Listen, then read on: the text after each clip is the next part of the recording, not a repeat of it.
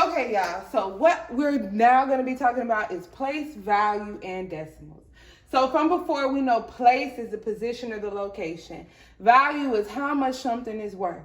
So based on where the digit is located, it tells us how much it is going to be worth.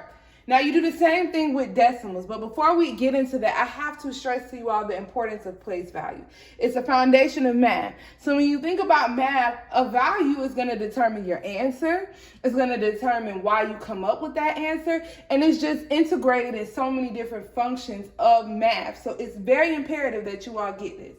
So what is worth? Worth, it equals the amount, which equals the value. They're all the same thing. So just to reiterate, this digit of a 5 has a value of a 50. The digit 5 has a value of 50, okay? Now, what is a decimal point? Y'all see decimal points everywhere. So I want you all to stop and think, where have I seen a decimal point? And just think about that. So just pause to yourself and think, where have I seen the decimal point?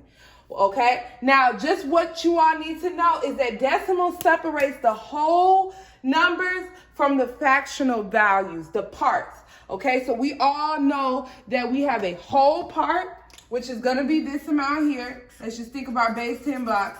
We have a whole part here, and then a part of that whole, we have a part, so a piece. So this would be probably about a 10th. And then this is going to be 100. It takes 100 pieces to make up this block. We'll get into it. So it separates the values. Decimals and fractions are very synonymous.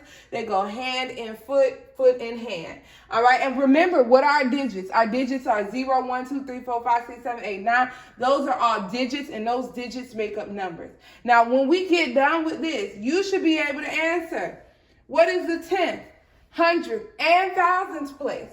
You should be able to tell me what happens as we're going from left to right with our places.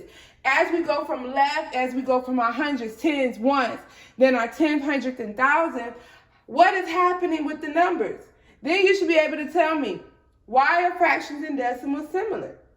And then the last thing you'll be able to tell me is, how do you write these numbers in expanded, standard, and word form, SWE. So we've done it with whole numbers. So now it's time for us to get into it of how we do that with decimals, numbers, okay?